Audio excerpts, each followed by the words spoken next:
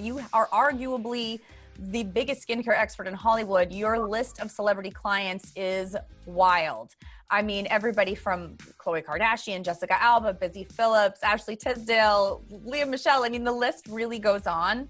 So I think what everybody really wants to know, especially since skincare is such an important thing for everyone, what is the one thing that all of your celebrity clients continue to come to you for?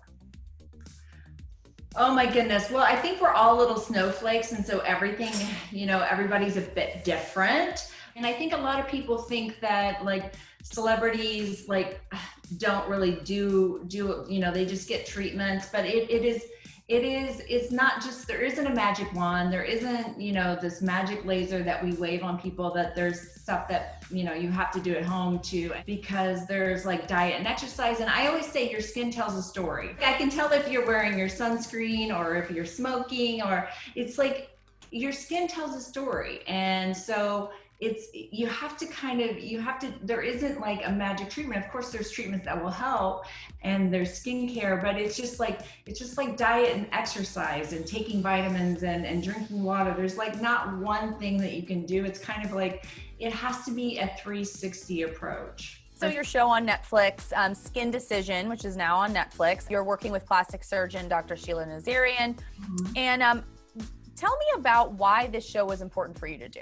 Well, the show it was actually my brainchild, and it was one of the things that I had been asked to do a couple of different reality shows. So I wanted to get the female perspective out, and so bravo to Netflix. Kudos to them for allowing us to do this. It's the first medical makeover show from a female perspective. I didn't even know if I'd be right for a show, because shows that have been done in the past are my style is very conservative. And I think it's why I do have a lot of celebrity clients, because I think my work should be like a director's cut. Like if you're noticing the cuts and the edits, you're really not seeing the show. And I think you need to honor the shape of someone's face and kind of stay true to them instead of totally recreating them. And we are all little snowflakes, and there's definitely things to do to make yourself look better. So it's very interesting to watch the show and see you partnered with a plastic surgeon, because like you said, your approach is very conservative. What would you tell a patient when considering going under the knife? Like what are the times where you say, you know what you need, I can't help you without surgery? Yeah, and this was part of the idea, because the subplot of the show is to cut or not. But there's certain procedures, like breasts are not going to fill themselves. So there's certain things that, you just have, you're going to have to do what I call the cut or not. So it just depends. So like you mentioned about the show, you're dealing with patients that are dealing with pretty regular or very common skin issues, all the way from patients, like you mentioned, who are dealing with traumas.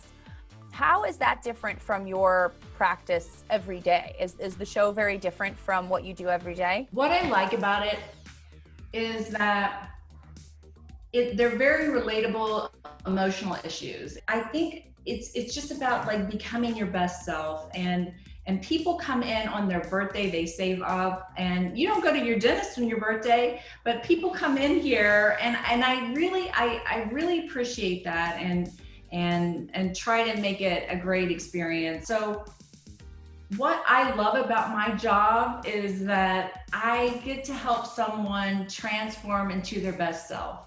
And you might think that's shallow, but I love what I do. And I think when you look good, you feel good, you do good, you work good, you live good. But I just think if there's something you can do that makes you feel better, I'm all for it.